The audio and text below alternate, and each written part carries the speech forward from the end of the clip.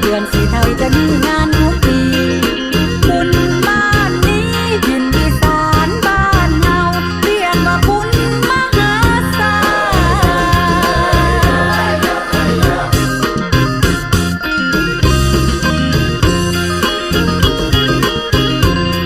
แห่โพธิสัตว์ใส่ซาบ่มอำนาจบุญบารมีมุ่งสละโลกีตามวิถีของพุทธองค์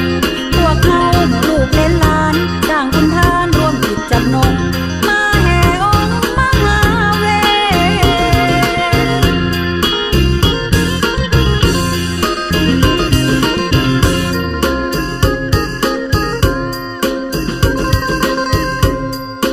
รุ่งขึ้นแห่กันร้อนสาวนุ่มฟ้อนร่วมกันแห่มาถวายกันให้กับดวงตาชาวบ้านทั่วหน้าร่วมบุญกุศล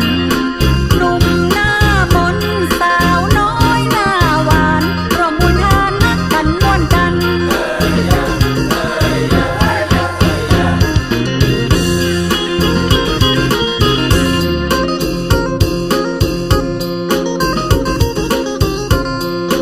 คุณพระเวทมนต์ล้นบ้านชาวอุบลรวมใจสัมพันธ์เหมือนแม่มูลไหลมานานวันรอใจลูกหลานมันบุญกุศลหนุ่มหน้ามนต์สาวลูกน้ำมูลได้เพิ่มพูนหัวใจฮักกันฮักกันเด้อเด้อฮักกันเด้อฮักกันเด้อเด้อฮักกันเด้อฮักกันเด้อเด้อฮักกันเด้อฮักกันเด้อเด้อฮักกันเด้อฮักกันเด้อเด้อฮักกันเด้อฮักกันเด้อเด้อฮักกันเด้อฮักกันเด้อเด้อฮักกันเด้